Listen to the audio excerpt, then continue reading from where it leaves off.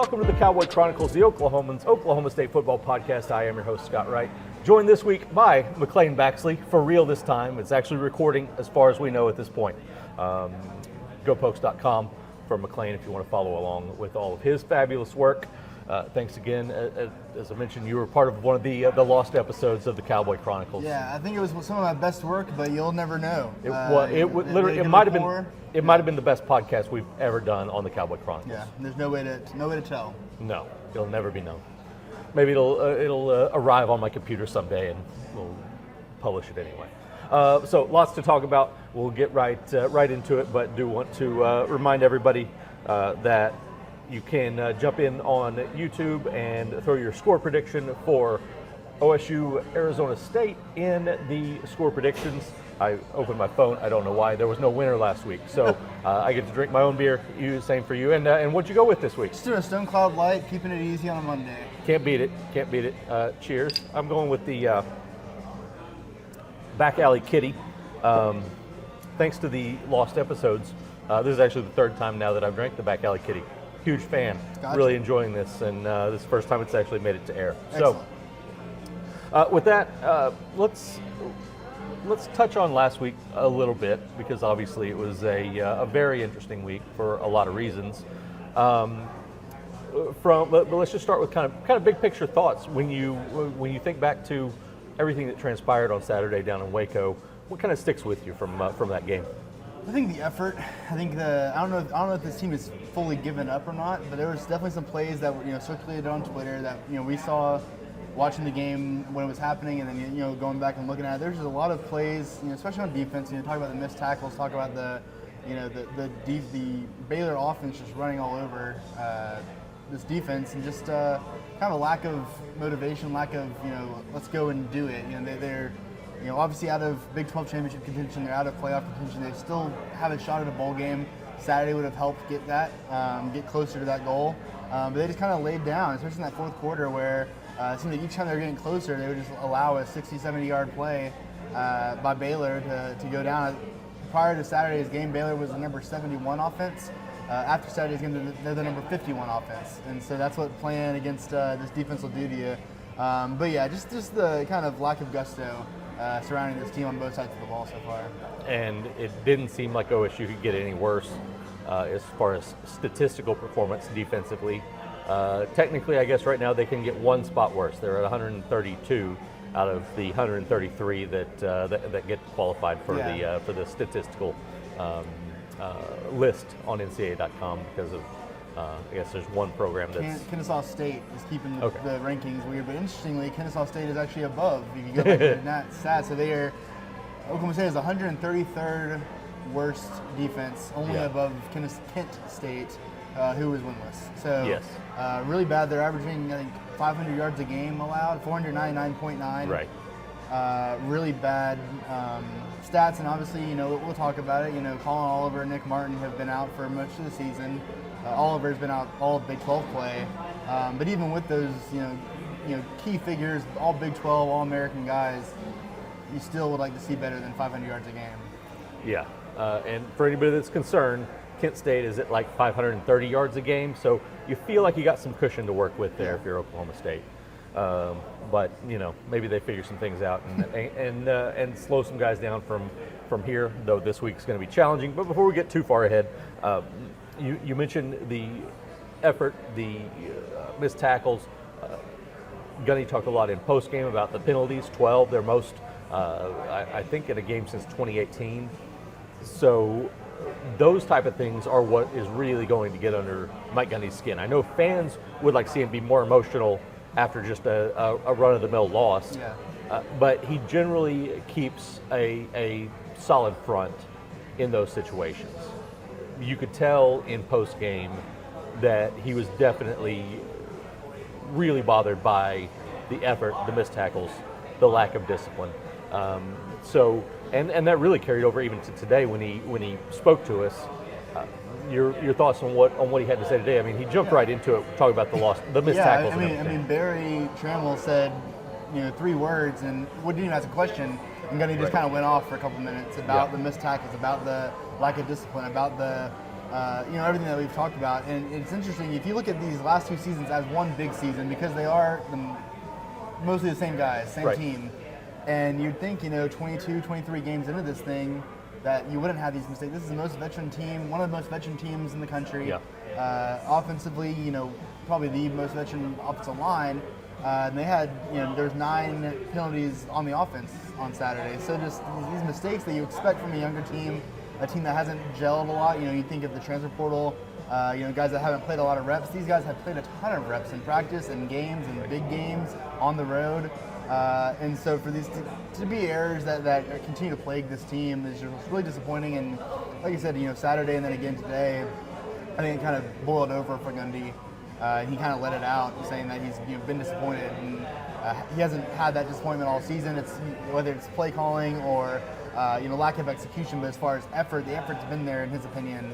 The first 7 games, and then this 8th game against Baylor, a team that going in, is a pretty even match. I think Oklahoma State was right on there with Baylor. To lose by 15 points or whatever they lost by 10 points was just really disappointing for him. Yeah. Absolutely is, and they're dealing with injuries on both sides of the ball.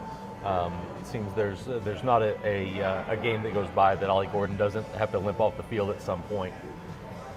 Obviously they're in the quarterback situation that they're in with Alan Bowman as your starter now, because basically everybody else is hurt. Somebody asked me what the quarterback room looks like. I said it looks like a high school class where you've got the teacher that's 24 and the teenagers on the other side of the room, because they've got 2 true freshmen behind him. So a really tough situation that they're in. Do you think right now that this team can make a bowl? No, I don't think so. They've got 4 games. They host Arizona State Saturday. They go to TCU, have a bye week, host Texas Tech, and then they go to Colorado. Colorado might play for the Big 12 championship this year. Right. I mean, they're looking really good. They get better each week. Shadur Sanders, Travis Hunter, and a lot of other guys behind them that are looking better. I think that's a loss on the road. Texas Tech, who knows what they're doing each week? Because one week they're losing, they're allowing 60 points by Baylor. The next week they're having to come back against TCU, and then TCU, same thing. They came back against Texas Tech this past week, and then Arizona State has also had a really good season in year 2 under Dillingham. So I don't see 3 wins in there. I'm not sure if I see 2 wins in there. I think they.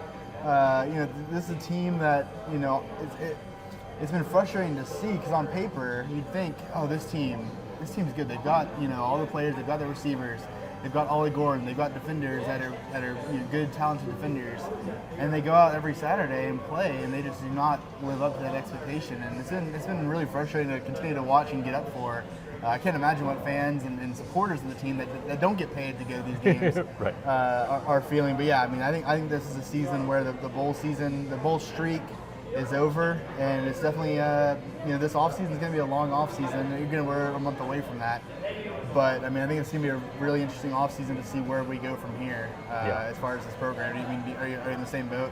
Yeah, absolutely. I don't see 3 wins at this point. This week would be one where you would say maybe they've got a chance, because even though Arizona State's got more wins than I expected them to have, I still don't think they're a great team. This should be a winnable game at home, but then you've got Cam Scatabo at running back, and I don't know that anybody's going to be able to stop him. Yeah. I mean, they couldn't stop Dawson Pendergrass, who had rushed for 220 yards all season until Saturday. It goes for 142. Yeah, and Kenny Dillingham, Arizona State's coach, said today that their quarterback situation is a little iffy. They've got a guy come back from injury, and a lot of Arizona State fans jumped on that tweet, and they were like, it doesn't matter. As long as you just have a running back that has a pulse, it seems like he's going to go for at least 100 yards a game. I mean, and then on the other side, I mean, offensively, they haven't been able to string. They scored 28 points against Baylor. They just haven't had that consistent, game plan. They've had streaks in a lot of these games, especially the past 2 weeks against BYU, against Baylor. They've had streaks of that's the team that we saw for much of last year. But for a full 60 minutes, we haven't really seen that at all. Even against Tulsa, even against South Dakota State, which feels like years ago at this point. I mean, you think. They're 3-5 right now. I mean, that Arkansas loss, that game should have been a loss. They had to fight back from that, and Arkansas really shot themselves in the foot with that loss. So we should be looking at a 2-6 team right now, where a loss gets them out of the bowl picture. But instead, it's 3-5, and there's still a hope in Oklahoma State fans. Odd fact: Tulsa has won more games since the OSU-Tulsa game than OSU has, and they had to pull off a miracle the other day to even do that. So, not exactly a ringing endorsement. It's a tough look when Tulsa's the most eligible for bowl consideration out of the three in the entire FBS state. Oklahoma schools. Yes, exactly. You mentioned the injuries to Colin Oliver and Nick Martin, and you asked, I thought what was a good question of Gundy today, asking him to kind of gauge where Brian Nardo is. 22 games, was that the number? 22 games into the D1 era of his career, and Gundy sort of danced around it a little bit, but he went heavy on pointing to the Oliver and Martin injuries, and I think there's a lot to that. I don't know that it bails Nardo out completely, but it does make it harder to really fully assess where he's at right now. I know a lot of fans are frustrated with him, but so much of what was done in the offseason, in spring and in the preseason for this defense was geared around Colin Oliver. And when they don't have another guy that they can plug in that has that skill set. And I asked Gundy later, was Nardo sort of handcuffed by that whenever Oliver went out in particular, but definitely Martin, and he mostly said yes, but still talked around it and just built the case mostly on the injuries themselves rather than Nardo's reaction to the injuries. But it's going to be something that's forgotten.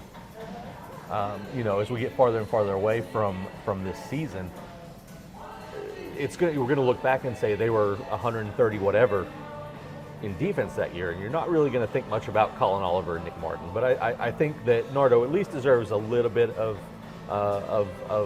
leniency because of that. That said, these are still Division I football players that they're recruiting, and they've got to go make tackles, and that's been the thing that's really surprised me in the last few weeks, especially. Yeah, I mean, there's very few teams that could replace all conference guys, right, especially two of them, and two of them that one of them led the country in tackles, the other one has been a four-time all conference player wherever he's played on the defensive line. And so I think that's one thing, but also I mean, you hired Brian Nardo to come in here running a 3-3-5. And they're not letting him do that. Right. Last year they tried it early on in the season and it did not work because you didn't have the personnel to do that. Right. And so it seems like the last 15 games he's been running the 4-2-5, which is not what he's known for, which is not how he got to this point in his career. So that's another thing that's just kind of interesting. I mean, he's been recruiting. Last year they had a really good defensive recruiting class. A lot of you guys are freshmen. They've seen the field a little bit. David Kabongo, Landon Cleveland, some of these freshmen that have seen the field a little bit. But he's recruiting guys that are supposed to play that 3-3-5. Right. I talked with recruits and stuff, and I asked them about the three-man front, about the three linebacker, three safety, looks and stuff. They're excited about that. That's still what Brian Nardo and the coaching staff are selling. But then they get on campus and see Nardo and they're running a four-man front because Gundy's biggest thing all season. I feel like when we've asked him about the defense, his biggest thing has been about pressure on the quarterback. Right. Whether that's with the defensive line or whether that's Kendall Daniels or Jeff Robertson getting in from the linebacker position, that's been his biggest thing is getting pressure on the quarterback. They're not doing that enough, even with a new defensive line coach. Right. And Paul Randolph after firing Greg Richmond in the offseason. Yeah. So. I mean, I think I'm not in the mindset of getting rid of Nardo 2 years in, but I think Gundy has to be bluffing a little bit when he says it's fine. Right. I asked him, and he said the schemes are fine, we're fine, and I just can't see in a world where 500 yards a game is fine, especially in this conference where the Big 12 is not the Big 12 of the 2010s where they're averaging 60 points a game. These are more humble, modest offenses that they're going against, and they're still doing what they want to this defense. Yeah, and obviously it starts with the run, and we're going to talk a little bit more about Scatabo later, but Gundy's joke about the odds of them tackling Cam Scatabo will run on the scroll on the Comedy Network. Yeah. That was one of his sneakier good lines that he's worked into press conferences lately. So interesting stuff. Looking at Arizona State, and really let's take the next three games, kind of as a whole. I think the defense is what it is. I don't think we can see major improvement there. Do you think the offense can, even though they're back to basically what they were a month ago, do you think the offense can show enough improvement to maybe go outscore somebody here down the stretch? You'd hope so, right? Because like we said, preseason you've got 3 All Big 12, 3 Bolitnikoff candidates, Right. and Brennan Presley, Rashad Owens, John Stribling. You've got the Doak Walker winner and Ollie Gordon playing perhaps his last game as a college athlete. And then you've got a veteran offensive line now. Obviously, Dalton Cooper looks to be out for a while, so you had to use Isaiah Glass and a couple younger guys that looked pretty decent against Baylor. You think Noah McKinney, Austin Kowicki. So like I said earlier, on paper everything is there for this offense to do really well. They just haven't for some reason. I think BYU was probably their best offensive game, other than Tulsa, but against Tulsa. Right. And so I think that was probably their best and most complete offensive performance. And half of that was with a different quarterback. Yeah. And so I like to think that this team could go out against, TCU or Texas Tech, teams that don't have the greatest defenses in the world, and do what they can to put some points on the board and just put pressure on the opponent. But yeah, I think they can do that. It's just a question of will and putting it all together in game is something that we haven't seen this year. Yeah. One thing that surprised me, actually before that, I got a pop quiz for you because I know you like to peruse the stats as much as I do. I'll see if you've caught this one. Who is the number 2 rusher in total yards this season behind Ollie Gordon for Oklahoma State? Is it Presley? It is not. But I do like the way you're thinking. Rangel. It is Yeah. Garrett Rangel. Take away that one, the injury-ridden run. Yes, exactly. Yes. Yeah, and that's, you brought in 2 different running backs. Obviously, AJ Green's been out all season, but Trent Howland, unused in Right. conference play. He picked up the 4th down conversion on the fake punt. Fake punt. That was his only touch all year or all game. He's been a non-factor. And then between Rodney Fields and Ceci Ball, they've been good but not great. Right. And so yeah, and then like you said, Ollie Gordon just has picked his moments. I think obviously BYU is really good, but other than that, kind of forgettable. Yeah. So the run game is just not anywhere close to where it needs to be or should be. Yeah, absolutely. And that brings me to the question I was about to ask before I had the Rangel thought. Were you at all surprised they didn't try to run Alan Bowman in any kind of a zone read type of look? And I understand it's Alan Bowman. Yeah. He's really slow, but they just felt like after the BYU game that they needed to keep that in the playbook in some fashion. Which is different than what Gundy said last Monday. Right. He said that we're still going to try and do a lot of things that we were planning to do with Garrett. Right. Even though Bowman, like you said, is a slower runner, he's not as agile. And then, like you said, they didn't do it at all. It may have been situational. Maybe they would have. Gundy has the excuse of when they're down, they don't run the ball. Right. I think just having that threat, because he has scored touchdowns running and catching, and against Oklahoma last year in Bedlam, he had a running touchdown. Yeah. So it's not like he's totally standstill. He has the ability to buy time or scramble if necessary.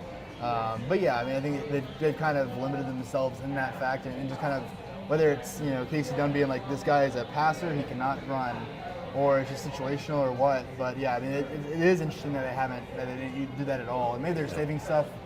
I don't know what you're saving stuff. There's 4 games left. The season's on the line, but it's definitely a little bit surprising. Yeah, and there is the element that you got to protect the guy a little bit, but I think you can, if you use it right, you can get him in situations where he's got space and can go and dive or slide or whatever and protect himself from the contact. So this is the 7th year. He's a veteran guy. He knows. Yeah.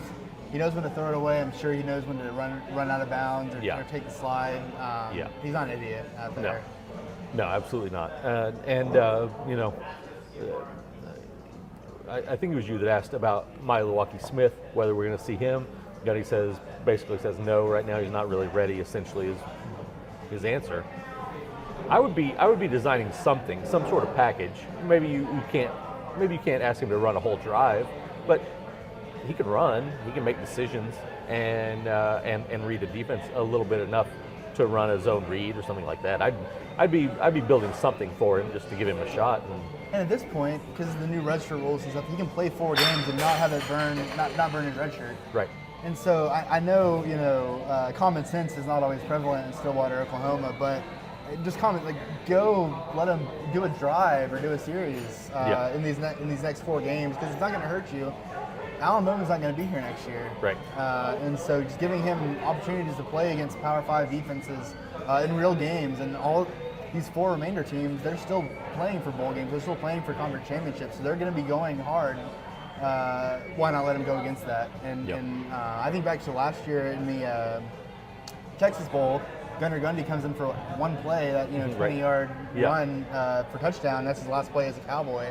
After sitting on the bench post week 3, didn't do any. There was 0 chances of going in their game the rest of the season.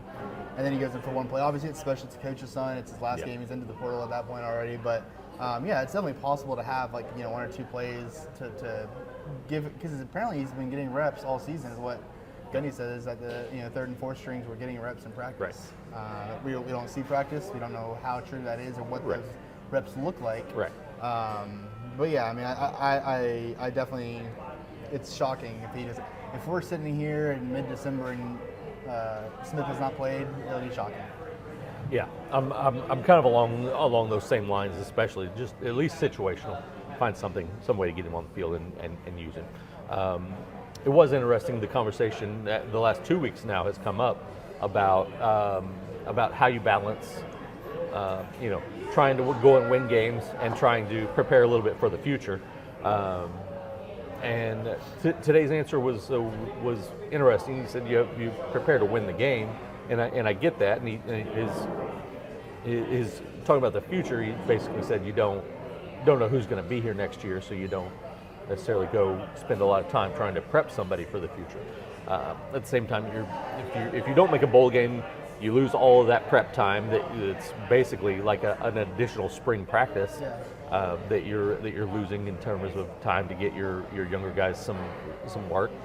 And my theory is, if you show these guys now that you view them as part of the future, maybe that encourages them to stick around. So I don't know, and he could be doing stuff that he's not telling us about, and that's wouldn't be a shock for him to not tell us the full truth when he's talking to us on a Monday afternoon. But I mean, how would you approach that if you were in that situation? Because it feels to me like common sense would be to get those guys more action now and maybe take it a little easier on the veterans. You lose nothing by doing that. Like in years past, when you only had 2 or 3 games to work with, that's one thing, or no games to work with, and you burn the red shirt as soon as they step on the field. Now you've got 4 full games, including a bowl game. Bowl game doesn't count towards that total. To play these young guys, and like you said, show them that they're once these old guys. I think there's 28 guys that are losing eligibility after the season. Once those guys are gone, you've got a whole roster that hasn't played at all. And you've shown me, even in this kind of lost season, that I'm still not going to play the field. Why would I want to stick around, even if am getting NIL, even if you are a respected coach and have been around for a long time, all those things that you were sold on to come to Oklahoma State. Why would I stick around if there's no plan for me to get on the field? So I think in these last 4 weeks, especially when the bowl conversation's over, when it's clear they're not going to be a bowl game, I'm curious what that approach looks like. They've got 7 losses, and they're out of a bowl game. Like, what does that look like? How does that mindset change? I mean, does Oklahoman still play? Does Ollie Gordon still play? Vernon Presley?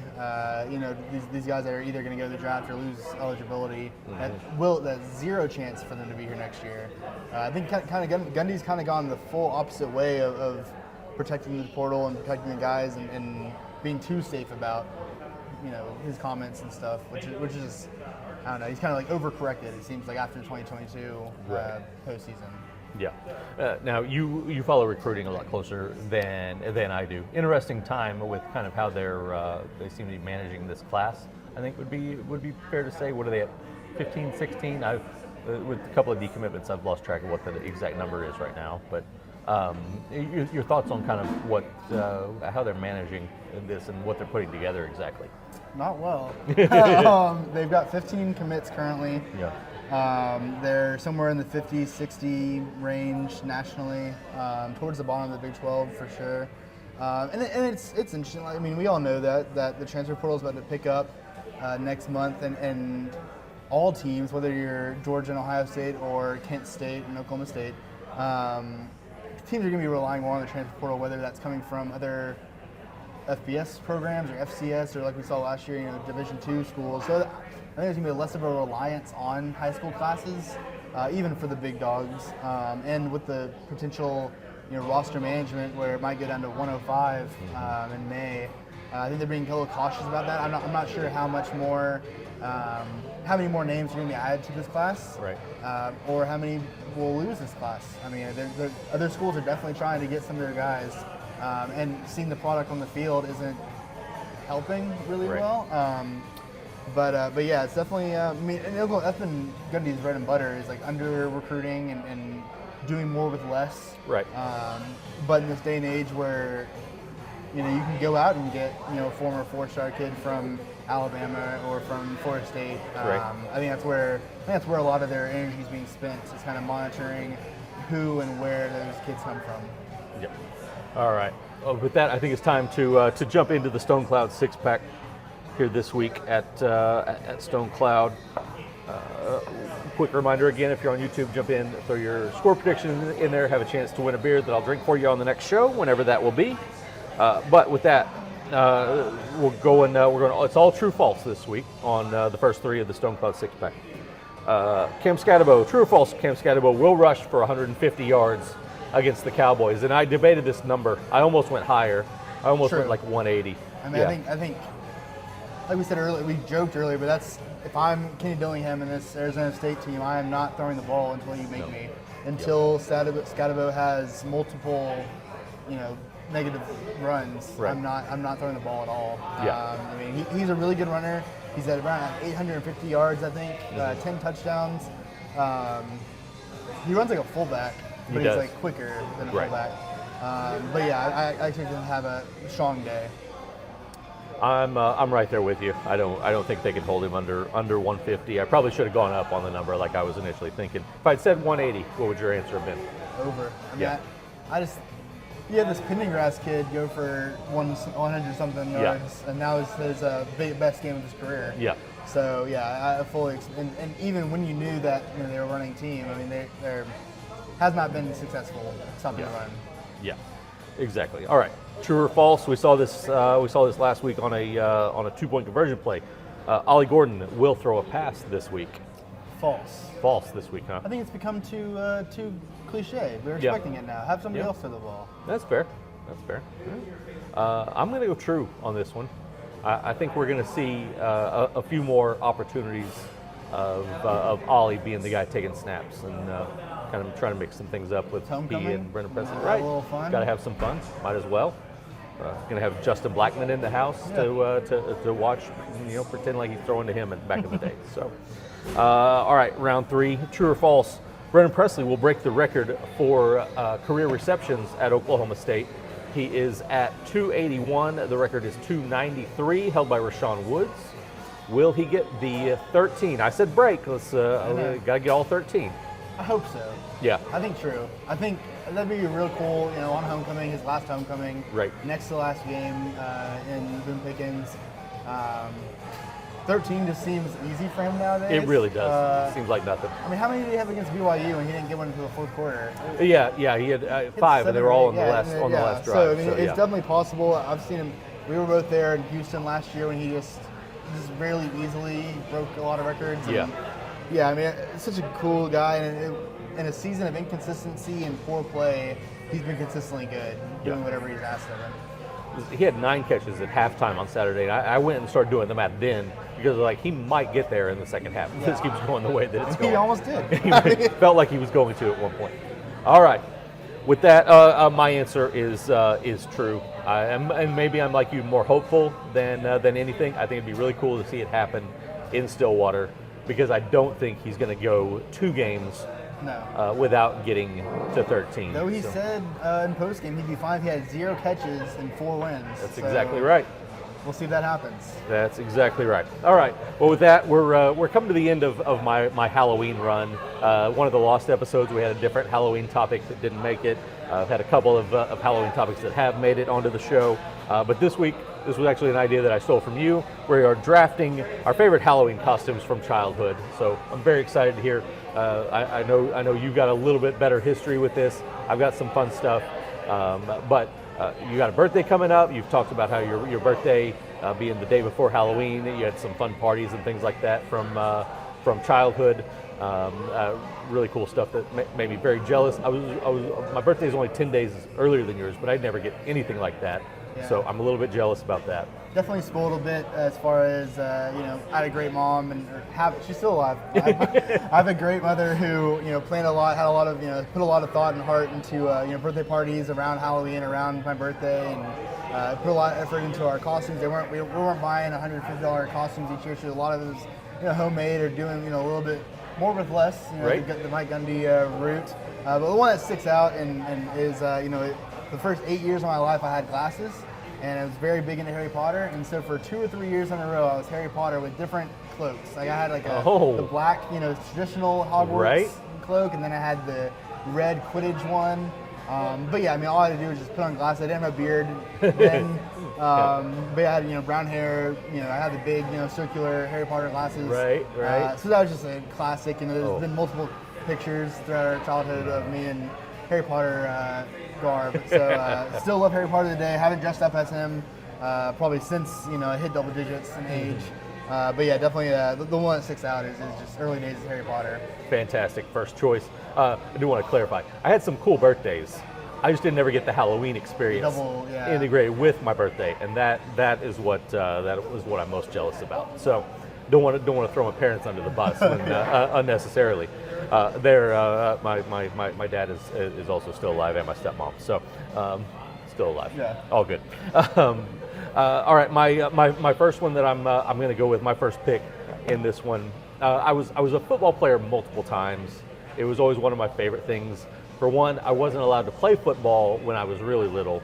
I didn't get to play till 8th grade, and I was always kind of jealous of the guys who got to put on the pads and everything.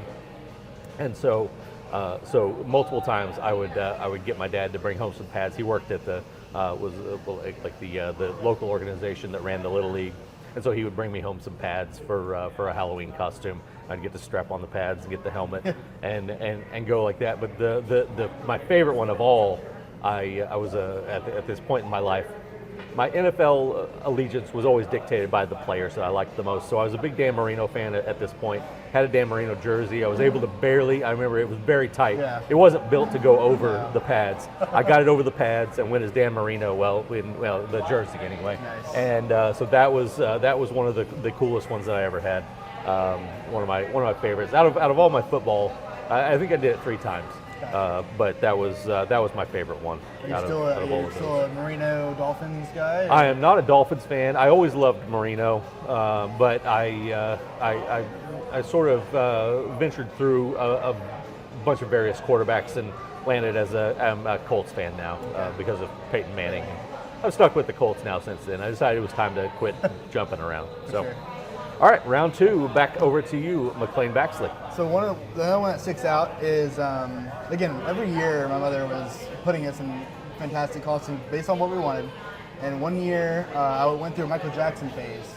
And so in 4th grade, we did the a Civil War wax museum thing where we dressed up as a Revolutionary War figure. Gotcha. And I was a British troop, so I had this red coat. And so my mom got that red coat, cut it, and I had that, black pants. I had the silver glove or bedazzled glove, and a hat and no blackface, nothing problematic at all. I just went around moonwalking and with Michael Jackson. And again, I was probably too young to understand the criticism that might have come with that at an older age, but definitely one that sticks out.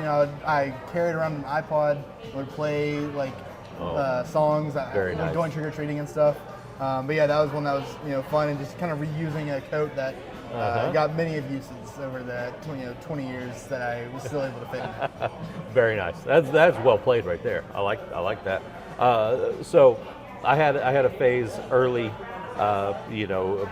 probably 8 and younger, I'd say, where my Halloween costumes were the little box with the cellophane top, the rubber band mask that you pop, the plastic mask, They had the little tiny eye slits and the little bitty nose holes that would cut you if you, or the mouth hole, you stick your tongue through it and cut your tongue on it.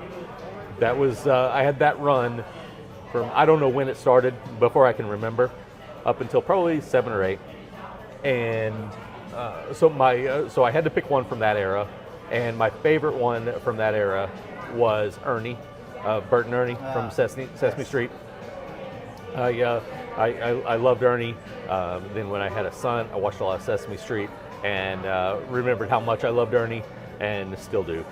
But if I come across Sesame Street as I'm flipping channels, I'm probably going to stop and watch for a few minutes. But all that said, Ernie was the one that really sticks in my brain. You know, the costumes weren't all that great. They were basically just a painted trash bag that hung over your body. But I remember it had the striped sweater, had some weird pants that went with it. So it was it's one that really sticks with me. And of course, the mask looked just like Ernie because it was just the fake. Yeah, it was great. Very cool. Yeah. All right, last round, McClain. Last one, it's not a childhood costume. It That's was fine. my sophomore year of college, so I'm 19 at this point, 19, 20 at this point. Post Malone was really big, and I had long hair. If you're watching on video, you can see it's to my shoulders. It was long. Wow. And my roommate's girlfriend like braided it, and I had like fake tattoos, and I looked just like Post Malone for that night. It came up on my memories the other day. It looked just like it, and there was no costume contest at the venue we went to, but I definitely would have won. Yeah. A lot of effort. And Sounds like it. A lot of effort just went into the braiding of the hair for an hour. But yeah, that was one that was memorable. You know, probably the best, most I guess accurate to what I was representing. Right. More so than Michael Jackson. But yeah, that's one that sticks out. Was I'm guessing it's Post Malone in college. Very nice. Now I'm curious. Because of the amount of work that goes into braiding the hair, did you stick with it for a little while, or did you bail on it right after Halloween? I kept. So it was a Greek. It was like a sorority party we went to. I got invited to, and so I had it that night. Kept it the next day, and then took it out the next day. Okay. And so my hair was like super wavy for a couple of days. Right. It was just in tight braids for 2 days. Right. But yeah, I got my use out of it. Like the next day I went to class and I put it in a. All night I kept it down, but the next day I put it into like a little bun, and got some usage out of it for sure. But yeah, I still have the pack. I got like a 300 rubber band pack of rubber bands that's still in my shaving kit, which have not been used since 2018. Right. So yeah. So how long did you go with the long hair? The last time I got a haircut was for my high school graduation, so that would have been May 2016, and I didn't get it cut until May of 18. Okay. So about 2 years. Wow. Like most of my friends my first friends in college, they only knew me as having long hair. Right. And it was very long. Like when I finally cut it, it was like an inch short to do Locks for Love. So it wasn't long enough to do donate it to anything. But it was time. I just got an internship. I was like, I probably shouldn't show up. Let me clean up a little bit. Right. And so I finally got it cut. So after about 2 years. All right. Good stuff. Yeah, I'm sitting here trying to imagine you with long hair because obviously I'll show you pictures. I'll have to see it. Good stuff. All right, my last one was the most effort that was involved in any of my Halloween costumes because I usually tried to keep it pretty basic. But 1 year I was probably 12, 13, 14, somewhere in that range, and I had seen Nightmare on Elm Street for the first time. We had rented it at the video store. Something that I assume you probably don't. I know about a video store. All right, I used to have a Blockbuster card. All right, good deal. So we had rented Nightmare on Elm Street right before Halloween, and we went out and found some like this. I don't know what all it was, like some sort of plastic, rubbery type stuff that you make your face look like we were Freddy Krueger victims is basically what we're claiming to be. Gotcha. And so it was me and my stepbrother, who's a couple years older, and we both got the same one. And so he did his. You're supposed to put it over half your face. He did his on the left side. I did mine on the right side. That way we could stand next to each other. We could still both see. We could see everything that was going on around us. We'd help each other, so we're not tripping on curbs and things, and on all of that. But that was it was the most work that ever went into a Halloween costume because it did take a while to put all the stuff on and get it to look somewhat accurate, like you'd been sliced up. Yeah, so. I did the only makeup one I've ever done. I was Heath Ledger's Joker my senior year, and very nice. Putting all of the white and the red And I had a beard by then, so like putting it over the beard, I didn't want to fully shave. I wasn't that committed. Right. Yeah. But yeah, putting it on the beard and still having it look accurate. And, yeah, I know all about prosthetics and everything. Yeah. To look, because you gotta look good. If you're gonna do it, you gotta do it. Exactly. All right. Good deal, McClain. Thank you again for joining us here on the Cowboy Chronicles. Hopefully this one makes it out to the public. I'm feeling good about it. Got a really good feeling, so we're going to let it go. But with that, we will shut it down here at Stone Cloud. Thank you for joining us this week on the Cowboy Chronicles.